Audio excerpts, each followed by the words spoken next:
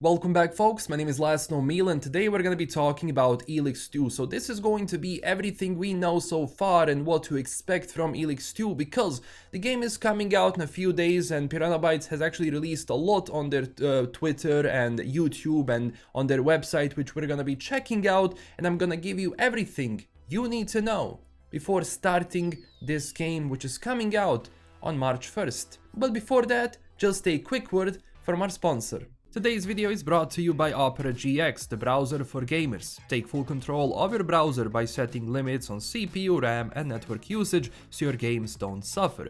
With which integration on the sidebar, quickly and easily check out your favorite streamers or chat with your friends through Discord or various messaging apps.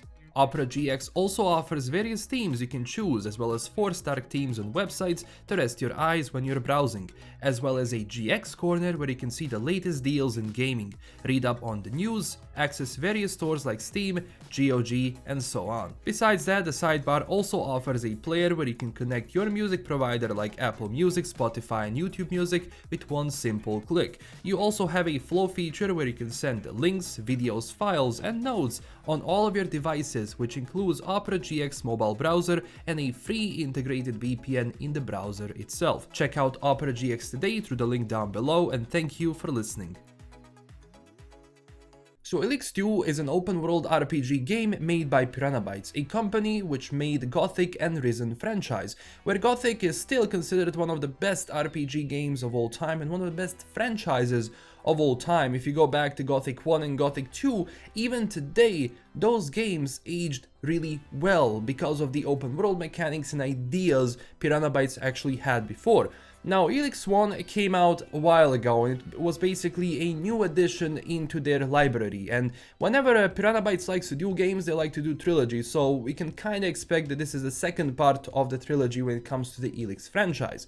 Now, ELEX 1 came out as something new, the world that we haven't seen before. It was basically set on the world of Megalan, which was hit by an asteroid or a meteor, however you want to call it, and everything was destroyed. Now, of course, you have some people who survived the actual collision and are trying to build new world on top of the old world that we had. So, of course, there you will have a bunch of different ideas, which I was initially worried how are they going to implement them. So, you have people who use bows and arrows and shields and swords, but on the other side you obviously have this modern side where people are gonna be using guns and rifles and have mechas and just robots, working for them. So the idea of the world is that you have different factions who are adapting to this new world in their own way. Some are taking the technology of the old world, some are less when it comes to taking the technology of the old world and just would rather live in nature, but that's something I want to talk about. Now, ELEX 2's story is going to be set after the events of ELEX 1, as we can see actually from their website,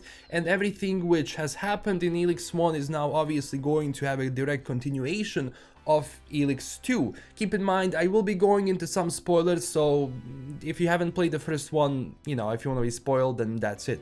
So, as I said, the story continues straight after we've defeated the hybrid. Some years have passed and people kind of forgot about Jax in general, and people forgot that there is an impending invasion of the alien species which is happening in the second game. Now, we don't know exactly what's going to be happening with that or how are those aliens going to take over the planet, but of course we know that Jax is one of those people, the main character, who is going to actually, say to those factions, look, we have bigger problems than you're infighting right now. But of course, as it is with any Piranha Bytes game, we would probably have to go and just, convince people to fight for us, or join a faction and then convince those people to fight against aliens themselves. Now, some of the features Piranha Bytes is actually promising here is this.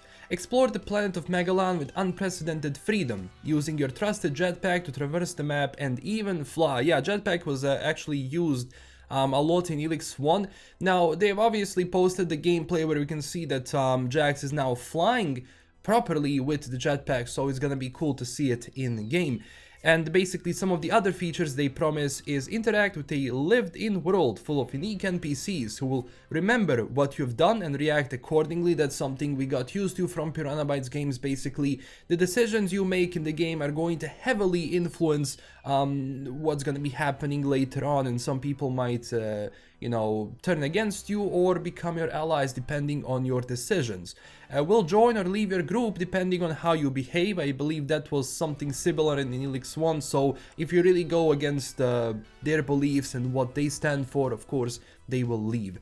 And are able to be killed, which will have an effect on the story. Damn, this is actually quite cool. So if you lose our companion, this is going to have an effect on the story. Damn. This is actually nice. When it comes to factions here, they mentioned a few ones. The Berserkers, the Morkons, Skyands, the Albs, the Clerics, and the Outlaws. Now I'm going to explain each one of those factions. I'm still not sure which of these factions we're actually gonna be able to join, but also I believe Piranha Bytes said that if we don't want to, we don't have to join a faction whatsoever. So that's going to be an interesting dynamic, because when it comes to Piranha Bytes games, factions always played a huge role. So what I mean by that is that we might form our own faction. Who knows what's gonna be happening.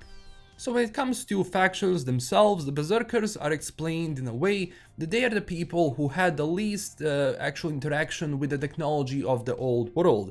So obviously when Berserkers, you know, started rebuilding their world, they started rebuilding it in the sense of having nature involved. By that, they mean that they were taking you know, the nature, the world heart that was actually from ELEX 1, and they were using that world heart to change the biome of the world, to add more trees, more grass, and more greenery and nature, which is ultimately going to save that world.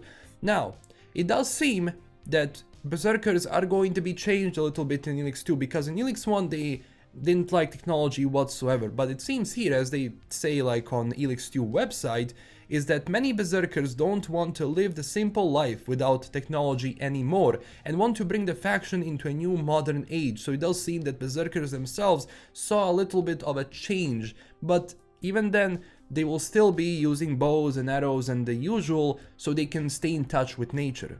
The Morkons were once the peaceful inhabitants of Tomstown, but when the meteor struck, the survivors fled to the underground tunnels below, the city where they barricaded themselves from the dangerous outer world, and slowly evolved into a vicious and isolationist subterranean tribe, using metal and scrap from the destroyed city to build up their weapons.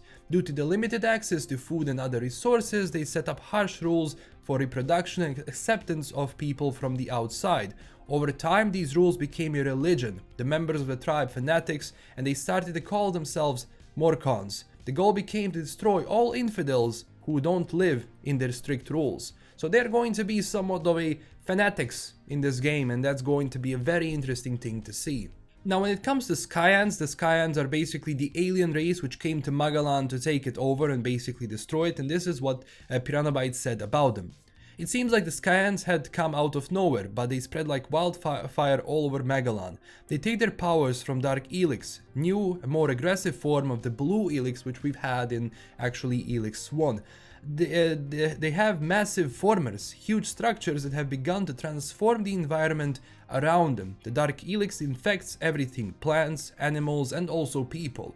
And when they're infected, they change. Some die, some become Skyands. So it does seem they actually turn people into these aliens or whatever they are. The Skyands are incredibly powerful, ruthless, determined, and strategic, and are therefore almost invincible.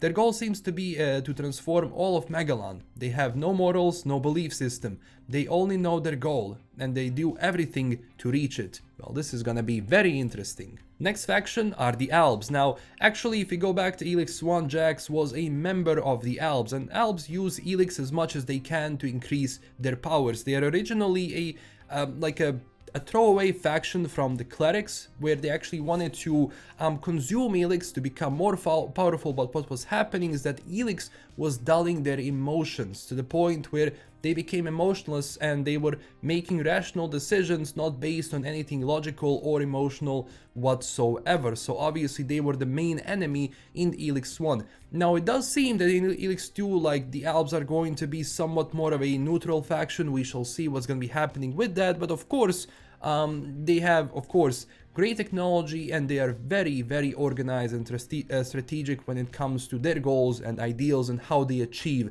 those things. So the overall connection with the Albs and how their dynamic is going to be through ELEX 2 is definitely going to be interesting, especially going from ELEX 1.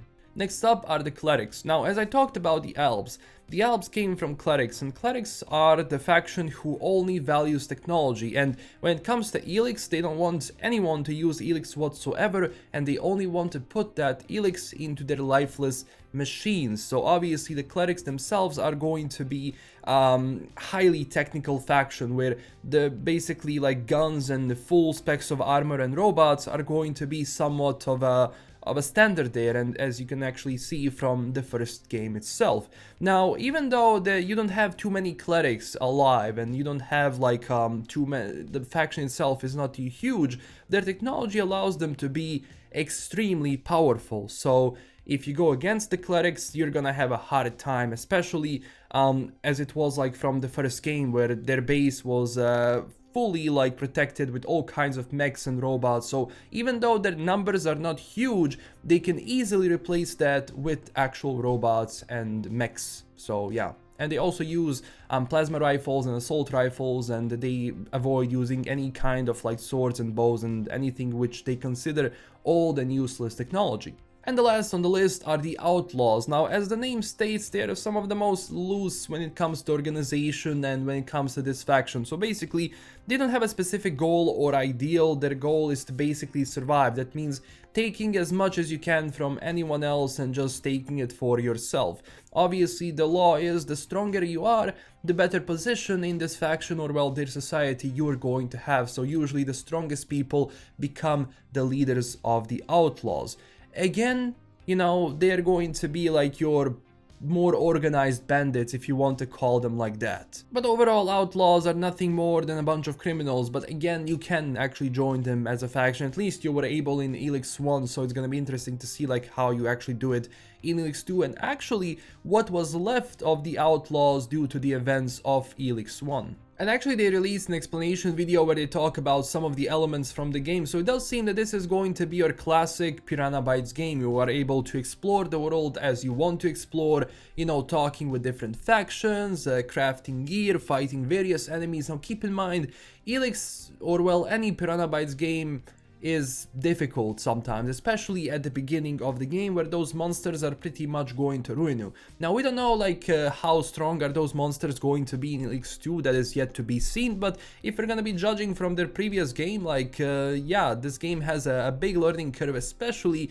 if you combine it with jank, because every single Piranha Bytes game has a certain level of jank. That's that Euro jank people keep talking about. European games and problems with those European games. So we'll see what's going to be happening here when it comes to all of those, like just the, you know, optimization of the game and how the game works in the difficulty sense when it comes to monsters, but hopefully it's gonna be well. But again, yeah, there is a learning curve. You have to kind of go around when it comes to Piranha Bytes games, because on one part of the map you might have a level 1 monster and you might have level 50 monsters. So your goal is not to attack every monster you see, but kind of navigate your way across the map and navigate your way through different areas of that map. At least that was present so far in every single one of their games. And look, that's pretty much it for today. The game is coming out on the 1st of March. It's gonna be interesting to see. I will of course be playing it, so we'll see once the game comes out how is it going to be. This is everything I have for today. Thank you so much for watching. Don't forget to tell me down below what do you think about all of this, and don't forget to check us out on Twitter and Discord. And if you enjoyed all of this, smash that like and subscribe button, and huge thanks to my current Patreon supporters. This is LKM signing out. Stay classy everyone, and I'll see you in the next one. Bye bye.